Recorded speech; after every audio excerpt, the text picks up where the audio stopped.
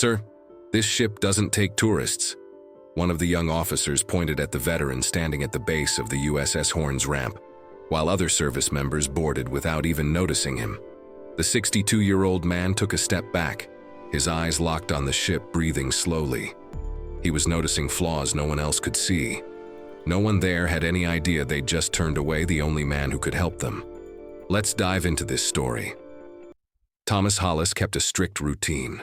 His body, still in tune with the Navy's rhythm, didn't make allowances. Before the alarm had a chance to ring, he was already sitting on the edge of the bed, feet touching the cold floor of his small apartment in Norfolk, Virginia. The heater creaked as it came on. It was an old model, more likely to cough than to warm anything. Thomas made his way through the narrow hallway to the kitchen, where a drip coffee maker was slowly doing its job. On the counter, a navy blue mug with the U.S. Navy emblem was already waiting for him. It was the only one he'd used since returning to civilian life. At 62, Thomas was a solitary man. He had a few friends scattered across the country, former shipmates who called on birthdays. But routine was his only constant companion. He picked up odd jobs as a naval maintenance technician, usually fixing civilian boat engines. The work came in slowly. What he earned covered the essentials and not much else. On the living room shelf, 3 objects shared space with old nautical engineering books. A scale model of an Arleigh Burke-class destroyer, a faded photo of him with other sailors in combat uniforms on a ship's deck, and a small, scratched metal plaque that read, USS Horn, the indomitable cruiser. Thomas cleaned that plaque every week with a damp cloth, as if it were still part of something alive. The USS Horn, DLG-30, a warship that had been decommissioned for years, had recently been reactivated as a floating base for tactical training. Thomas found that out from a small notice on the bulletin board at the dock where he sometimes worked on engines. It was printed in small letters. Authorized visits with prior clearance, USS Horn, Pier 7. That morning, he crossed the city by bus, then walked about 20 minutes to Pier 7. The sea wind sliced through his clothes, carrying the familiar scent of rust, salt, and marine gas oil. When he saw the ship in the distance, something inside him froze. The gray hull, with its raw utilitarian lines, the bow, stern, port, and starboard, looked exactly as he remembered. Above the command tower, the American flag flapped with purpose, and below it the name Horn, painted in faded letters worn by time. Thomas paused for a few seconds before moving forward. The sound of the waves crashing against the pier and the soft groan of the mooring ropes were almost comforting. As he approached the boarding ramp, Thomas saw the movement of the young officers. They were organizing a group of Naval Academy students, newly arrived officers, and authorized personnel. That's when he tried to step closer, still silent, holding a sheet of paper in his hand. "Sir, this ship doesn't take tourists." One of the young officers pointed at the veteran standing at the foot of the USS Horn's ramp, while other service members boarded without even noticing him. Thomas didn't reply. He took a step back, eyes fixed on the ship. He scanned it in a way only he could. Then he slipped the paper into his pocket and turned around to go home. It was just another day. But that day, they made a terrible mistake. 2 days later, Thomas returned to the pier. He kept his distance, watching. The USS Horn was still there, docked like a sleeping giant. On deck, men and women moved quickly, preparing to board a new group: cadets, instructors, and technical support staff. A tactical exercise was scheduled to take place on board that week. Among those directing the boarding, he recognized the officer who had turned him away days before, a tall young man with a serious look. His name was stitched on his uniform, McConnell. Thomas had no intention of interfering. But as he watched, something caught his eye. On the pier, a man in a white linen suit with a blue badge was talking to 2 technicians nearby. He was pointing at a secondary electrical connection panel on the ship. The technicians gestured uncertainly. Thomas walked over slowly. The group didn't notice him until he was just a few steps away. "Excuse me," he said calmly. "That looks like the old thermal control room bypass system. If you're using a direct line, it could overload the propulsion system's auxiliary sensors." All 3 men turned at once. The youngest just frowned. The older man looked Thomas up and down. "Do you work here, sir?" "No," Thomas replied. "But if you'll allow me, I can show you how to work around it safely." The younger technician crossed his arms. "With all due respect, sir, we already have an engineering team on board."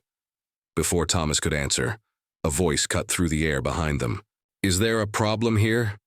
It was the same young officer, McConnell. The technician quickly chimed in. "This man was trying to advise our team, but he's not authorized to be here." McConnell looked at the technician, then turned to Thomas. "You're starting to get a little persistent, sir. We've already made it clear this is a restricted operation. Civilians can't hang around military installations." One of the technicians smirked, trying to hide it. "I understand," Thomas said, keeping his voice level. "Just thought I could help avoid a mistake." McConnell stepped forward. He wasn't rude, but the coldness in his tone weighed more than any shout. Thomas looked at the ship again. To him, the problem was obvious, but no one else saw it. The system was overloaded and the sensors weren't receiving the proper signal.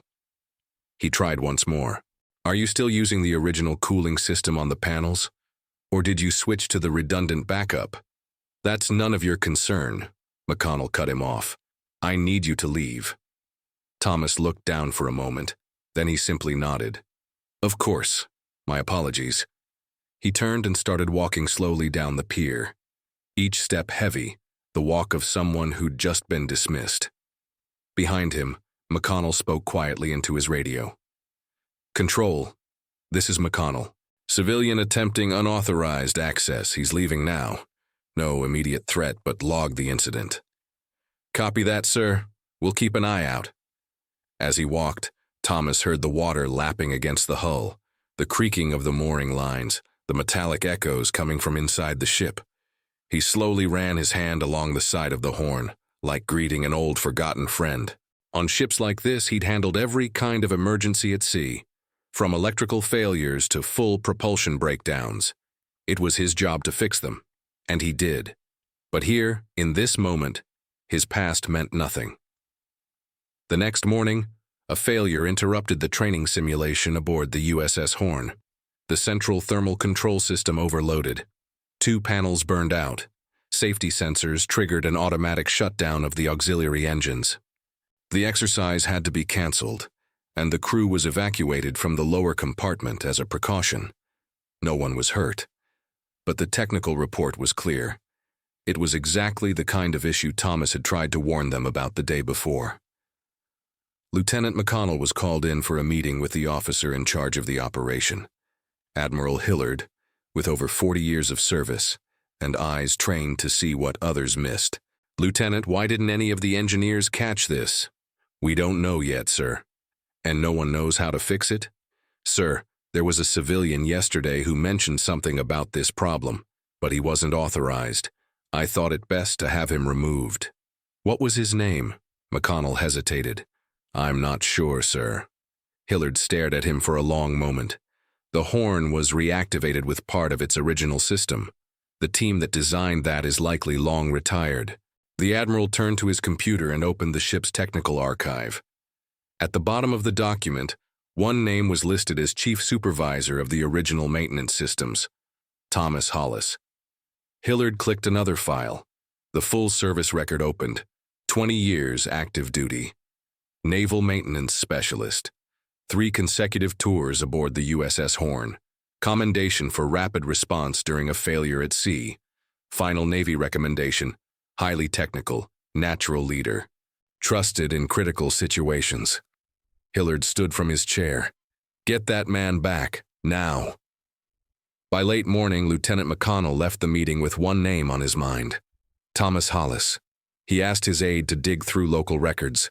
There was no phone number or current address in Navy files, but someone mentioned the man had done some odd jobs at the Norfolk shipyard.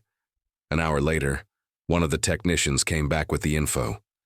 Thomas was doing small repairs at the marina next to the pier, fixing engines, inspecting rescue boats, off the Navy's books.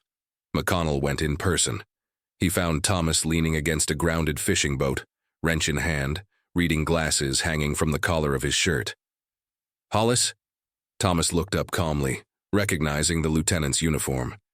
He wiped his hands on a rag. There was a silence between them that didn't need words. "Could we talk for a moment?" McConnell asked. "Would you meet me at Pier 7 at 3 p.m.? I'll be there." 2 hours later, Thomas walked slowly up the ramp of the Horn. This time, no one stopped him. On deck, a small team was waiting. Hillard stood at the front, McConnell behind him. Beside them, 2 engineers involved in the earlier system failure. The Admiral stepped forward and extended a firm hand. "Welcome aboard, Mr. Hollis." Thomas shook it, still a bit guarded. "Sir, I never meant to cause trouble." "You didn't," Hillard said, turning to the others. "Mr. Hollis was responsible for installing and maintaining the original system our engineers fried yesterday. He knew every power line on this ship before most of you were even born." McConnell took a deep breath. "Mr. Hollis, I made a mistake. I dismissed your experience, treated you like just another outsider. I'd like to apologize." Thomas looked at the young officer for a moment. There was sincerity in his voice. No attempt to save face, just a clear admission that he'd judged too quickly. "You did what you thought was right, Lieutenant." Hillard stepped forward again. "Hollis, we'd like you to assist as part of the technical team. Will you accept?" Thomas glanced around the deck with quiet nostalgia. There was no way he could say no. The control room was quiet as Thomas entered with the engineers. The panels had been replaced overnight, but part of the compensation system still showed unstable readings. No one had managed to fix them. Thomas approached the main console. He ran his hand slowly along the side of the structure.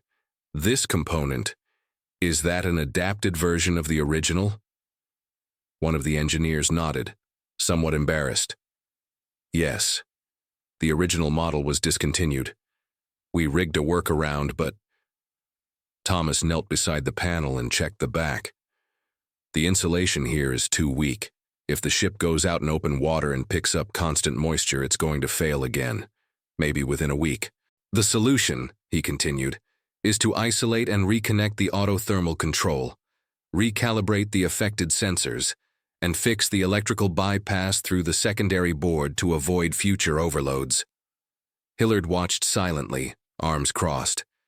This wasn't just a technical fix anymore, it was a reunion between a ship and the man who for so many years had known it better than anyone. Hours later, the system was stable. All readings matched. The sensors were running at full efficiency. In the briefing room, Hillard gave one final remark before dismissing the team. "Most of you learned by following manuals, but Mr. Hollis learned through sleepless nights at sea, when what was at stake wasn't just a system. It was the lives of the men inside this steel hull." The following week, the USS Horn completed its first full emergency simulation at sea since being reactivated. Everything ran smoothly. No sensor failures, no electrical or mechanical issues. The final report, signed by Admiral Hillard, included an unusual note: technical success largely achieved thanks to the guidance and expertise of Thomas Hollis. His deep understanding of the Horn's operational foundations was essential to our success. Thomas read that line sitting at his kitchen table, in silence. The printed document had been hand-delivered by a young sailor at the marina, with instructions to give it directly to him. He didn't say a word, just folded it carefully and tucked it into a worn envelope, among old bills and yellowed photographs. The next morning, just after dawn, the Horn was set to depart on its official open sea revalidation mission. But for someone who knew ships like Thomas did, it wasn't just a mission. It was a kind of rebirth. He arrived at the pier before anyone else. The sky was still a dark blue, with hints of orange on the horizon. The sound of seagulls mixed with the creaking of steel cables, and the water reflected the first lights from the dockside warehouses. Thomas stood quietly, a bit away from the main activity. All he brought was an old, faded Navy cap. From the upper deck, someone spotted him. McConnell came down the steps slowly, approaching with a reserved smile. "You came to say goodbye." "Couldn't miss it," Thomas replied. They stood there for a moment in silence, watching the crew organize the lines, load the last supplies, run the final checks. "You could have stayed on board," McConnell said. The team wanted you to join the voyage. I already did, Thomas said, his voice steady. A long time ago, now it's your turn. McConnell nodded. Thank you, really, for what you taught us, and the way you taught it. A few minutes later, the engines roared to life. The mooring lines were released. A deep hum filled the salty air. The USS Horn began to move, slowly gliding down the exit channel like a giant waking from sleep. Thomas didn't move. He simply watched, following every foot the ship traveled. Then with one hand, he gently ran his fingers along the side of his cap, pressing it against his chest in a quiet, personal salute. As the Horn crossed the end of the pier and its hull blended into the deep blue of the sea, Thomas took a long breath and looked toward the horizon. There was nowhere else he needed to be, because now the ship was sailing forward, and part of him was sailing with it. If you enjoyed this story, click the like button and subscribe to the channel so you don't miss the next.